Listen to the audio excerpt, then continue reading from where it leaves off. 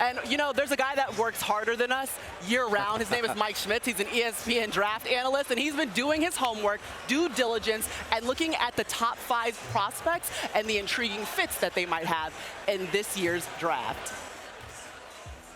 Thanks, Maria. So 5 of the most intriguing lottery fits. Let's start at the top with Cade Cunningham and the Houston Rockets. Cunningham, the best prospect in the draft. He can beat you from anywhere on the floor at 6'8". Put the ball in his hands, surround him with shooting and athletes, and he's going to be a star at the next level. Jalen Green and the Detroit Pistons, highly intriguing pairing. Explosiveness, athleticism, dynamic scoring ability, and nobody brings that to the table better than Jalen Green. He has the highest upside in this draft. Jalen Suggs and the Minnesota Timberwolves. Now, if they end up keeping that top 3 pick, he is a perfect fit alongside Anthony Edwards. They really need some defensive toughness, a winning mentality, a culture changer, and nobody does that better than Jalen Suggs. Evan Mobley and the Oklahoma City Thunder gives them incredible length, 7'5" wingspan, highly versatile, can switch 1 through 5, can handle the ball, can step out, can score on the interior. Excellent fit there with the Thunder.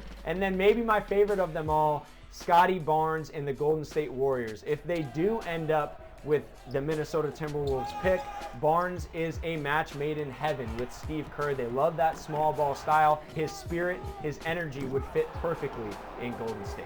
Back to you guys in Phoenix.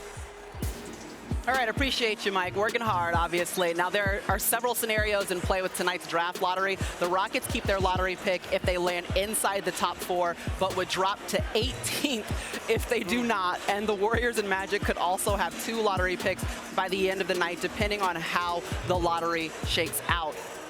And check this out, guys. Klay Thompson's dog, Rocco, he's the good luck charm. Okay, so remember, the T-Wolves pick will go to Golden State if it falls outside of the top 3. So Rocco, the Warriors need you. They would love to have another pick at the top of the NBA draft. But let's talk about the prospects. Obviously, Mike Schmitz was breaking it down for us, talking about fits and everything like that. But Jalen, when you think about this draft class, who is your favorite prospect? And I know my guy, Coach Cal, mad at me. Bam, Kentucky. I know Cal, 25% of the NBA play for you. With that being said, how about, did you say Detroit Pistons might get the number 2 pick? They have a chance for the number 1 pick. From Detroit, right? 14% chance for number 1 pick, right? Yeah. Jalen Green. Mike Smith said he got the most upside. He played 1 G League playoff game. He had 30 points and 7 assists in that sole game. That's the guy. If we can't get, and I did say we, like Julia Taylor, if we can't get Cade Cunningham, I want us to get Jalen Green. I would say Jalen Green, Scotty Barnes, too, that Mike talked about. Crazy upside, crazy ceiling with his size, his length. I love Jalen Suggs, though. I mean, 6'4". I've heard a lot of NBA scouts use a name like Jason Kidd likes styles in which he plays. He's a headstrong player that can get to where he wants to go on the court at any time. A gifted scorer, brings defensive tenacity, but also he controls the pace of the game, Woj.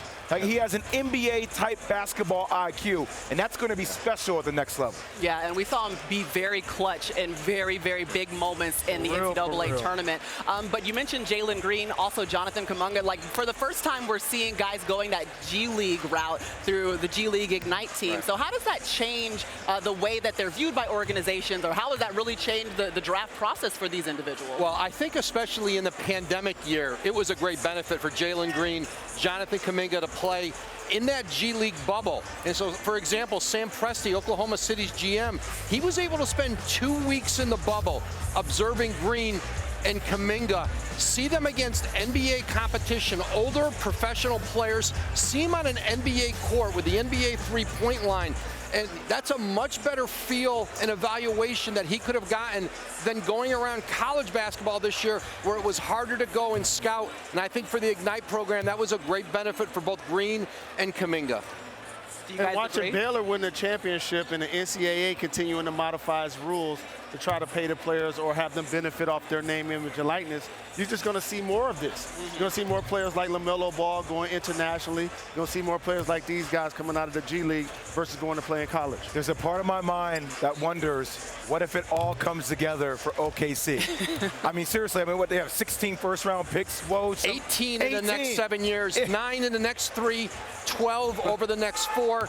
potentially 3 this year. I'm If happy they're able to they've been get a the best Cade farm Cunningham system in the and- league the last couple of years. I mean, if they're able to get a Cade Cunningham, I mean, then you start dealing picks. I mean, it could be a quick turnaround out of them very quickly. And Oklahoma City, because of all the picks they have, if they want to move up to get somebody, they have the arsenal to go get a player they want wherever they fall on draft night. Yeah, remember, if the Rockets fall to 5, then OKC gets their pick, and then the Rockets would fall all the way down to 18.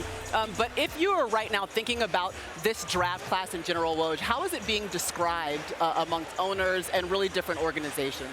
This right now is considered a really talented draft class at the top and a lot of depth. There is a lot of belief among teams that they're going to be able to get better with this draft class. What will be interesting is some of the teams who are going to be at the top of the draft in the lottery, Houston, Minnesota potentially, Cleveland, Orlando. Yeah. those are teams who I think are going to be open for business. They want to accelerate the rebuilds. So look at where some of those teams land in the lottery.